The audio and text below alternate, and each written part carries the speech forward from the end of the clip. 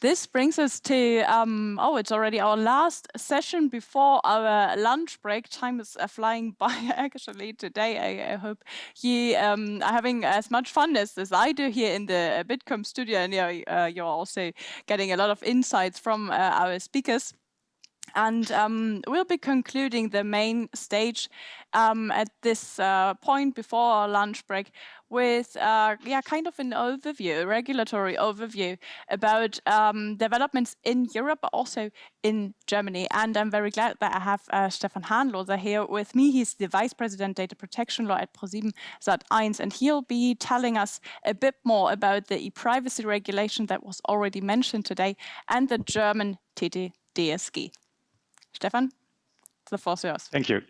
Thanks, Rebecca, for the kind intro. And yeah, happy to give some insights into ePrivacy and TTDSG. I have prepared two versions. So one version is short form for those who need to pop out to lunch quickly now, since of course it's the last slot before lunch break. So those of you who just want to get the gist of it, a short form version, and for those who are interested also in the details and the problems and in the pitfalls, and there will also be a long form. So let's start with the short form, and it's mainly dedicated to those who have more or less just a website. Website, of course, maybe setting some cookies, and if you just this limited scope of interest in TTDSG, then the short form should be totally fine and appropriate for you. So in this short form, let's have a quick look at the new cookie law. There's Article 25 of TTDSG, Telecommunication, Telemedia, Data Protection Act in Germany. So what does it say in principle? What's the key message? It's about storing information in the terminal equipment of an end user. So no storing of information. So it's the write command. So do not write anything on another person's terminal equipment. And the second part is accessing information. So do not access information already stored in the terminal equipment of an end user. It's this get or read command in computer language. So storing information in an end user equipment or accessing information. So in these two actions are regulated.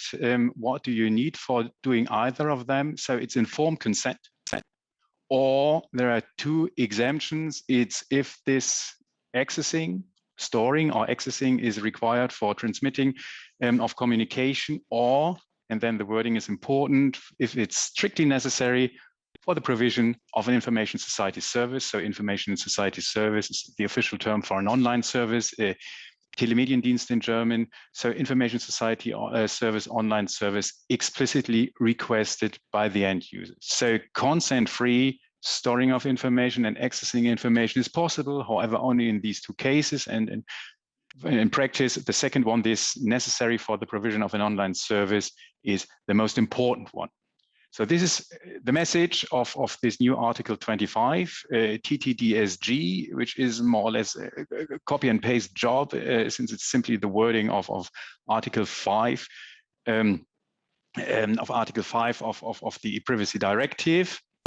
And therefore, what do we need to do if we just have a website and if we just set cookies? So immediate action would be check your consent management platform. Hopefully, I expect you to have a consent management platform. So a technical dialogue with the user for collecting, documenting consent, also for withdrawal of consent. So this is the CMP, your CMP, as you can see it whenever you enter a website today. And of course, update your cookie notice, since it's all about informed consent, and therefore also information needs to be added to your cookie notice. So this is the status quo, what you see on most websites. So your cookie preferences, the user's cookie preference, we use cookies. This is just some intro text to explain what cookies are and why cookies are so important for the online service. And then usually you find these three categories of cookies. So essential cookies, those which are essential for the provision of the service, which are absolutely mandatory. for instance, for the shopping basket, for some language preferences. And so then you find this middle category of functional cookies, mainly analytics cookies. So analytics of the users' behavior on the websites, or reach analysis. So how many users have been on the websites, and also for counting, and also for verification at verification purposes. And the last one, marketing cookies. Last category of all those cookies necessary for marketing the content of your website, be it an e-commerce shop for remarketing purpose, or if it's an ad-sponsored content for any market, for any vendors providing marketing services, profiling, targeting, and so on. And in the current setup of the cookie preferences, the functional cookies are usually on, and then you can, of course, opt out as a user, switch it off. And marketing cookies are usually legally required to be off. So there is just some debate about functional cookies. So is there, some argue with legitimate interest? Is there legitimate interest in functional cookies? So to put this, to have this as by default on. So and the user needs to switch it off. So there won't be any debate after the 1st of December 2021.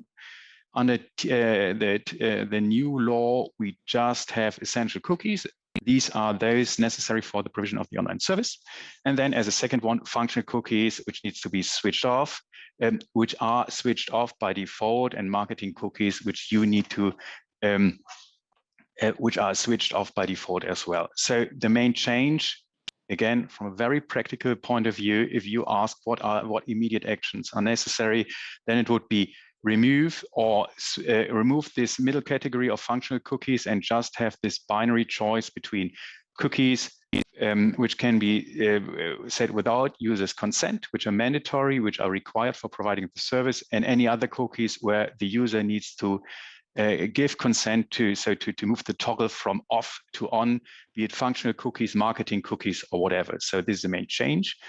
And what we do, and what most other businesses I've been talking to are doing, is simply a completeness check. So what cookies or other, it's also about, of course, local storage and all other technologies, or in terms of mobile apps, any storage functionality. So completeness check, how many cookies and what cookies are used on my website. And then again, this classification exercise, possibly combined with a re-evaluation. So are these essential, or are these marketing functional cookies, whatever cookies for which I'll be needing a user consent after the 1st of December? So this is more or less the short form of what needs to be done immediately and what the recommendation to do would be. But there's far more interesting topics in TTDSG and Article 25. So what I would like to present to you now is a short history of cookie law in Germany, of course, as a starter. Then we'll be having a quick look at key terminology and scope. Then we will make a short comparison with the ePrivacy regulation consensus. So of course, the ePrivacy regulation and the discussion in Brussels is far ahead of what the German legislator decided to implement in Article 25, TTDSG. So it's a bit of historic legislation going back to the old directive, rather than taking into account what is consensus in Brussels for the privacy regulation already. And number 4, cookie law with this GDPR. Interesting question. What is the difference? So is there any difference between cookie law and GDPR? And the last one is about cookie consent requirement. The devil is in the detail. I'd like to show you one example, technical example, where it's quite difficult to decide whether consent is required or not in the specific circumstances. So let's have a very short history, look at the history of cookie law in Germany. It's a bit specific. If you're from a different jurisdiction, EU jurisdiction, you might know that with regard to cookies, there are some specifics in Germany. So back in May 2011, the ePrivacy directive, the so-called cookie directive, needed to be adopted by the EU member states. And this new requirement of cookie consent, the switch from opt-out to opt-in requirement back in 2011. And then there is this interesting response from Germany to the Commission about the implementation, this implementation report, or it's more questionnaire, where Germany simply says, there is no need to change anything under German law since we already have a consent requirement under the Telemedia Act, the TMG. And this consent, which is rather a data protection consent than a cookie consent, of course, this is sufficient. So this has never been contested by the Commission, at least not after October 2011. So that in Germany, we had this, of course, debated in legal literature and so on, but we had this kind of consensus that there is no specific requirement for cookie consent, and there were practically no cookie banners known in Germany before January 2017, when the ePrivacy regulation, the Commission proposal, was published. And then, of course, the big debate about cookie consent and consent for comparable technologies was on the agenda as a consequence of the regulation and the strict proposals published by the Commission in January 2017. Then, of course, in May, we had GDPR entry into force. And quickly after the GDPR entry into force, this important paper by the German data protection authorities, the Orientierungshilfe Telemedien, some guidance on telemedia, cookie consent for telemedia or services providers. And they simply stated that cookie consent is not mandatory under GDPR, so there might be some legitimate interest to store or access information on end users' devices under GDPR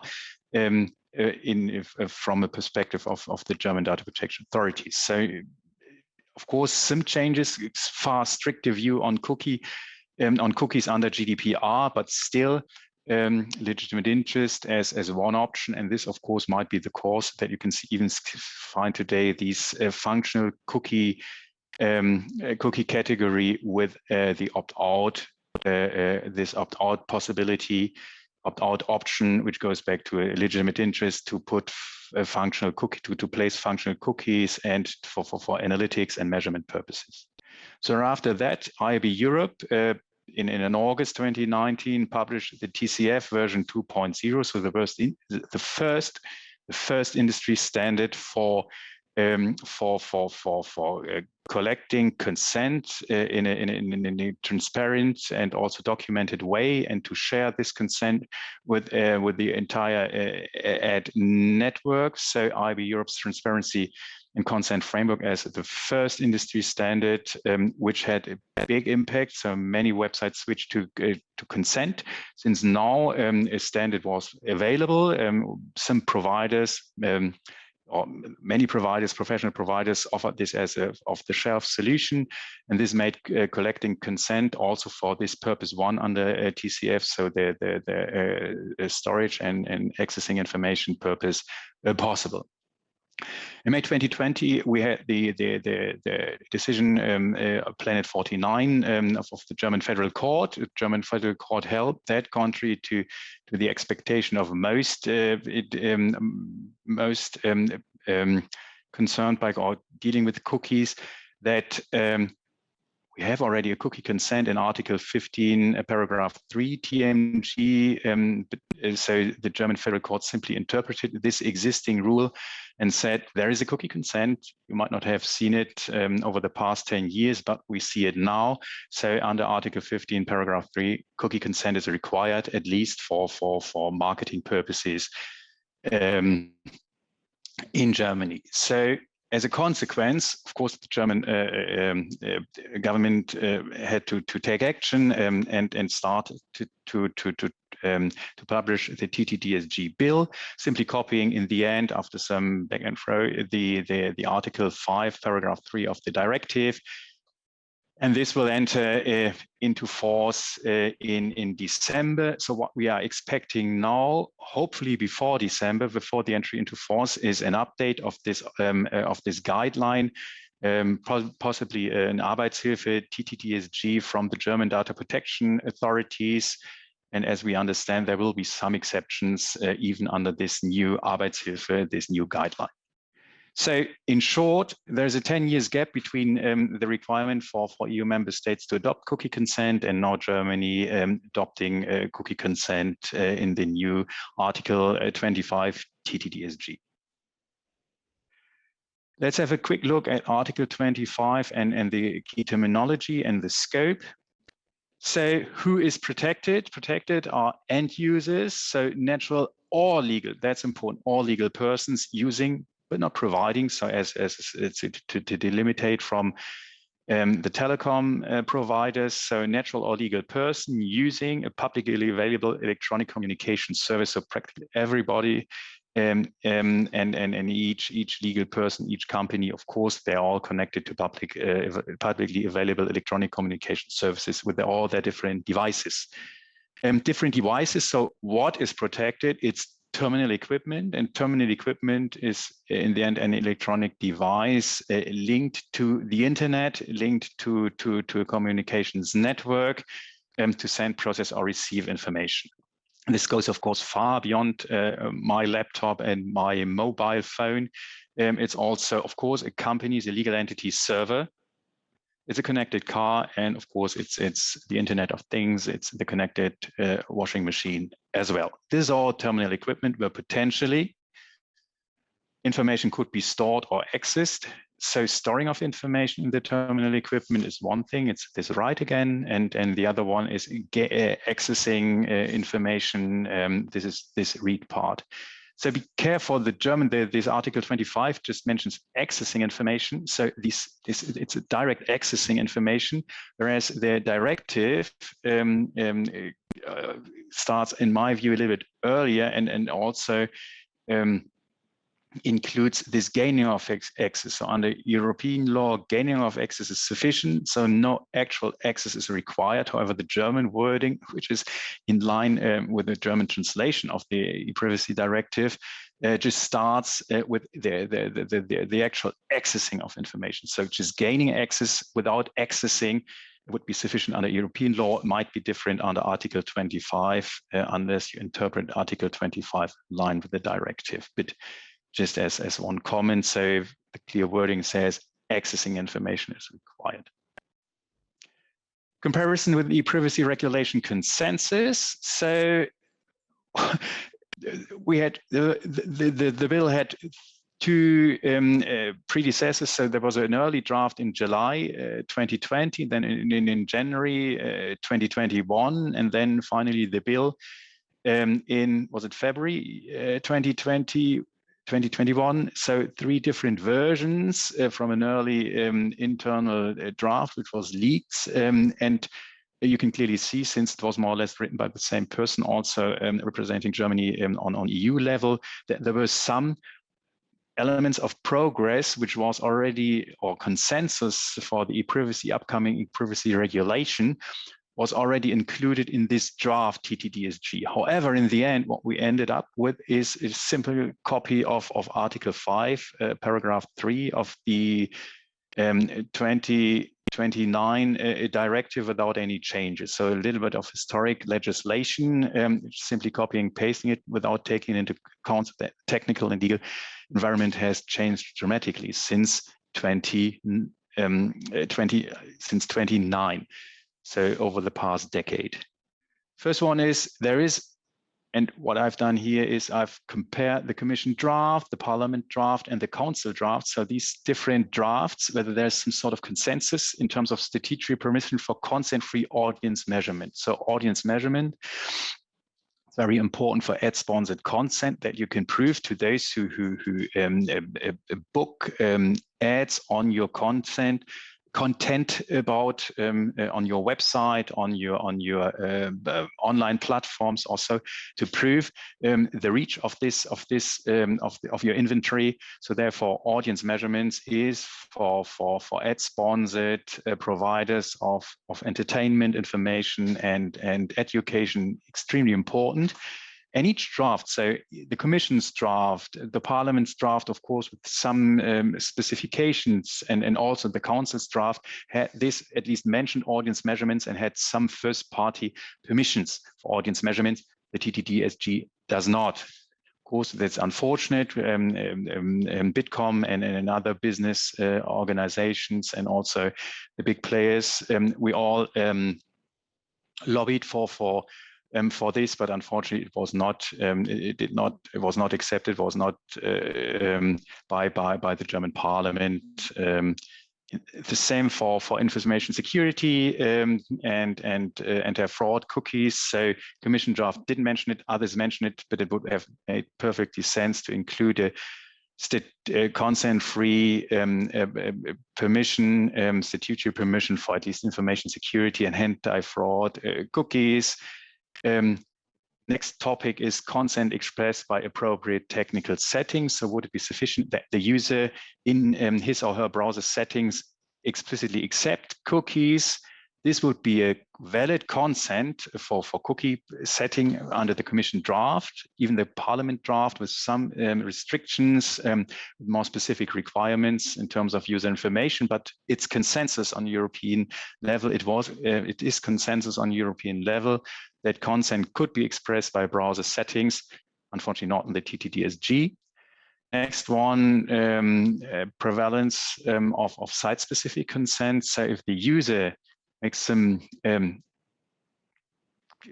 technical cookie settings in the browser, is the online service, the actual online service, is it possible for this online service to ask for consent, and that this consent, this individual site-specific consent given to the online service, based, for instance, on trust or on seeing the benefits of ad-sponsored consent, would this prevail over the general technical cookie settings? It's included, it's consensus in all three drafts. There is a provision in the TTDSG Article 26 that the next government and the next government would have to define technical and organizational measures for such a bottom-up dialogue between the website and the browser, but it's not in the TTDSG yet. And the last one, ban on conditionality. This is in all drafts, and it's also in the TTDSG, of course. It's part of the reference to consent under GDPR, so it's included. This is clear. Next part, let's have a quick look at cookie law versus GDPR. So what is the difference? So we have GDPR and TTDSG. Translation is Telecommunications, Telemedia, Data Protection Act. So another Data Protection Act. So what's the difference between GDPR and cookie law? Is there a potential conflict? Which one prevails, and so on? So let me get.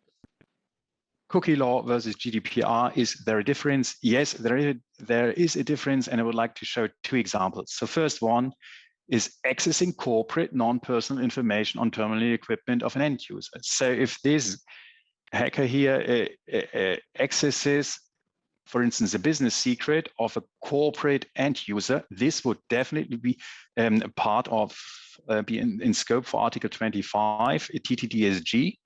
Protection of the server, of this information, of this business information, of this business secret, but GDPR would not be applicable. So there is no personal data affected, and no personal data affected by this accessing of information by this hacker if it's corporate non-personal information. So what does it tell us? What does this example tell us? So it's important to distinguish between TTDSG, cookie law, and GDPR, since this is clearly a case of cookie law, not of GDPR. Same, accessing one person's information of another person's terminal equipment. So we have, again, the same setup. And this person here, this hacker here accessing, for instance, medical data, health data of a patient on a hospital server, or this of a doctor's or practitioner's server. So TTDSG is applicable and protects the doctor's server and the information stored with this person here. However, GDPR is available as well, since the patient's data are affected, but protects the patient's health data. So we have two different actors here. So the first one in different roles. So first one person being protected by TTDSG, and another one protected by GDPR. So it's important to distinguish between those two laws, different protection angle, different protection goals. Let's have a quick look at the differences in detail. So what are the differences? So does it have any practical consequence to distinguish between cookie law and GDPR? Yes, it has. So the one protects device integrity. The other one protects personal data. So what statutory permissions do we have? Already mentioned, transmission of communication, okay, and this very important one, provision of an online service. So is the cookie, is local storage, is the mobile ad ID, is whatever storage on connected devices necessary to provide the online service as such. But there is no legitimate interest mentioned in Article 25 TTDSG. That's not a cookie law term. As opposed to GDPR, of course, we have the legitimate interest, we have the legal obligation, so storing personal data is permitted for legal obligations, to fulfill legal obligations, or if you have a legitimate interest, not in TTDSG. Same for specific legal concepts. So there is no joint responsibility under TTDSG. There's no joint controllership or joint setting of cookies. So it's no joint responsible under TTDSG, and there is no commissioned cookie setting, so like commissioned data processing. So we do not have these different roles. There's just one person storing or accessing information, but no commissioned cookie setting on as opposed to commissioned data processing. So we need to differentiate. These are two different laws, two different protection angles, and clear different concepts, statutory permissions, legal concepts, which make a big difference in practice. Sorry for that. Cookie consent requirement, the devil is in the details. So 2 minutes left. I would like to show you one example how the cookie consent requirement, which seems to be very simple. So if there is, if the cookie is not necessary for providing the online service, you need users' consent, is quite tricky. And I would like to use a very simple example. It's the HTTP protocol. So the protocol which permits us to communicate right now over the internet. So this is the client. A user could be a natural person, could be a legal person. So in the client role, using a browser on his or her laptop, sends an HTTP request to a server. It could be a web server, and then the web server sends an HTTP response. So session one, in the first session, the user again enters the URL in his or her browser, for instance, Bitkom. MDE, and then the browser sends an HTTP request to the Bitkom server. The Bitkom server then sends an HTTP response. So the website content requested the HTTP response, and might also send this set cookie command in the response header, the set cookie response header with cookie information, so cookie name and cookie content for whatever purposes. And then what does the browser do? The browser, of course, displays the websites, and the browser also stores the cookie on the hard drive, if permitted, in the user's browser settings. So this is the HTTP dialog, and I'm not going to discuss now whether this is in the end the server storing information on the browser on the hard drive, or whether it's the client storing this cookie information on the hard drive under the HTTP protocol. What I would like to discuss with you is the next session. So the user, of course, closes the browser and then opens it again and goes to bitkom.de or bitkom.com again. User enters URL, browser sends HTTP request like before, but by protocol also send the cookie name and content. So it's not the cookie HTTP request, but also the cookie as such. The cookie previously stored on the hard drive. And then the interesting question is, so if this cookie somehow forced upon the server and the provider of the online service, does the provider of the online service access information on the terminal equipment? Does the provider need consent for this cookie? And again, the online service provider cannot prevent this. It's part of the HTTP protocol. What if the user has withdrawn the consent between session 1 and session 2? So is consent required? Is there any accessing, or is this forced upon? Just as one example at the end, just also as an invitation to you to talk to your businesses, to talk to your your tech guys, and to discuss to what extent use your products. You have an online product or your online services store information under whatever circumstances on end users' devices. Have a deep dive into the technical setup if required, as this simple example shows here, since the devil is in the detail, and you need to be ready by the 1st of December 2021. Thank you for your attention. Thank you so much, Stefan. I know why I asked you to give this presentation today, because I think nobody can explain such a difficult and complex matter better than you just did. We do have questions in the chat, but we are a bit out of time. But I think maybe whoever asked whether employees will require their employees' consent to store data or log some data in terminal equipment, maybe repost the question in the group chat, because I guess most of us are interested in the question and in the answer. I know this because it was one of the discussions we have been having during the past year, basically, in our Bitkom working group data protection. So I hope we'll be able to find an answer in the group chat. For now, Stefan, thanks so much. I hope we'll be talking to each other soon again on that issue and many more. Thanks for giving such a great overview. I really think that helped a lot of our viewers today.